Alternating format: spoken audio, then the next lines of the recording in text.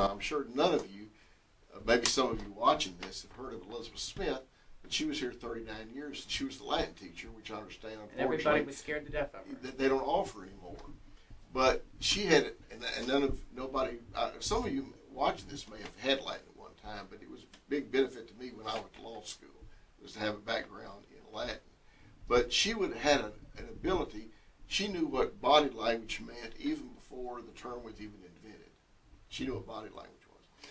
And she could tell whether or not you were prepared to, with your lessons, or recite it or whatever.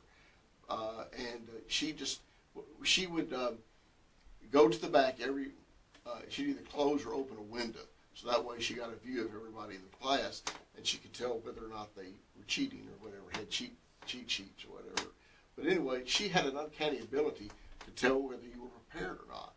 And if you weren't prepared, you could guarantee, and you could write it down, that you would be called on to recite, so that she could embarrass you because you haven't done your lesson.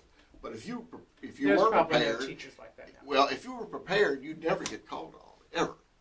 And that Well, I would have been I'm prepared serious. every day. And she knew about body language. She could look around and she could read you, like a Yes. book, and she could tell. And that was the thing about Miss Smith. Yeah, and everybody that comes through has stories, mostly not very good, but stories like you tell about Miss Smith. But she was. I did never meet her.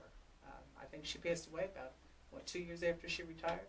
No, not like she retired in '60. I think she retired after the year I graduated, '68, and she may have passed away in '77. Oh, so she did. Right, but she did retire the year after I graduated.